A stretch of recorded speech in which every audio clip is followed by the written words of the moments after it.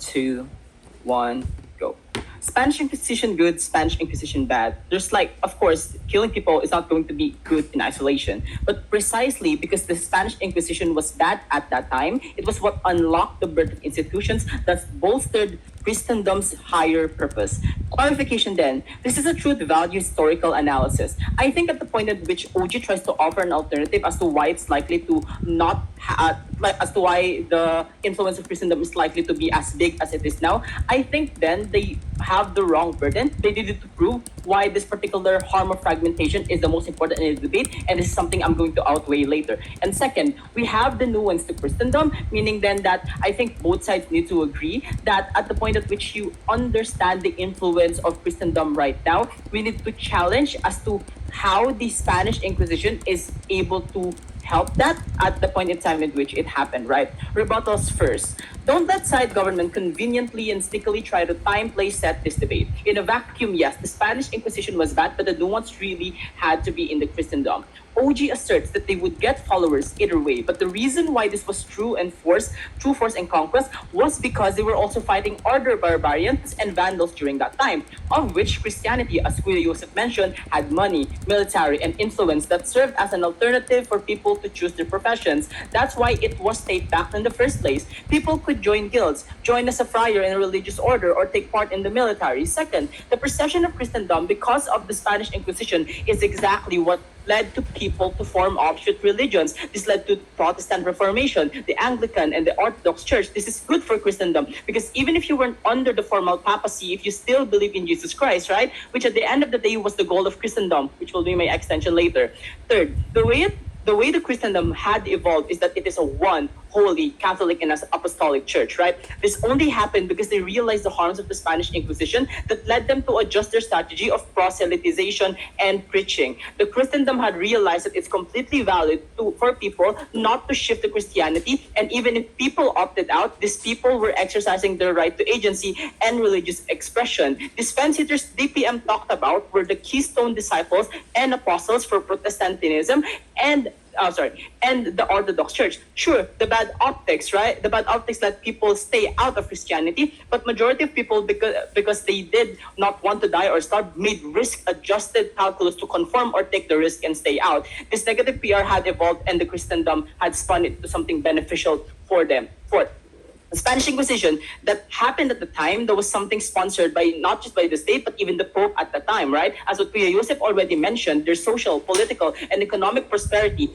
paved the way for the urban poor and middle class to see the upside of the Renaissance and participate in the Enlightenment because they were able to convert to Christianity. And lastly, the fall of Constantinople and the Ottoman Empire had largely led to the liberation of thousands of people from barbarians and vandals precisely because of the influence and capacity of the Catholic Church. Despite the backlash of the Inquisition, OG is right? They still had the means and capacity, both economically and militarily, to continue forming institutions which changed history at the time and even until today. Okay, going to my first substantive extension, right? This is what led to the birth of educational institutions, just bolstering the argument coming from Kuya Joseph. What this argument will do is just on this ideological educational shift of Christendom, which ironically fixed their like bad PR at some level, right? Like the illustration for this is simple. Before the Spanish Inquisition, their influence was easily challenged because they didn't have like this sort of like dominant particular assertion within like history. For example, like even if the Crusades happened back then, it was mostly like, for example, a tie. Second, these institutions are what allowed all of the PR of Christendom to be more systematized, right? It's a more long-term approach. Third, it made them realize what does not work and positioned themselves successfully. Claim one, why the Spanish Inquisition uniquely led to this? Government had some claims on, might have some claims on like the disconnect. It's clear from the info slide that this also happened at the Renaissance period, right? We cannot just time select a place in particular because we still need to be able to explain how this affects other particular instances. First, people become more willing to be absorbed in the Catholic faith because of the conquest, like what Kuya Joseph explained already, right? This gives them a massive base of people to teach, to be scholars, charities, etc. This is exclusive because without this, they wouldn't have been able to gather those converts, those people to be able to amplify their PR and change the perception that was in the aftermath of the Spanish Inquisition. The importance of this is now it is no longer just about religion in of itself. It's about the strategy for Christendom to be able to sustain their influence in the first place through the establishment of these institutions and keeping these people to proliferate the ideals of Christendom, right? Second, how did this particular thing happen in the Enlightenment period, right? This will add on to the lasting effects of these institutions as what I have explained, right? The shift in incentives of the Christendom elites to their strategy, without the violence that they enacted, they wouldn't have been able to understand the importance of this. A lot of backlash, fragmentation happened, but a lot of these sects still uphold the Christianity umbrella. This is the point in time when theology became such an educational subject, right? Yeah. Was I cutting off? Hello? Aryan? Wait, why was I interrupted? I think the chair disconnected. Okay. Hello, Chair.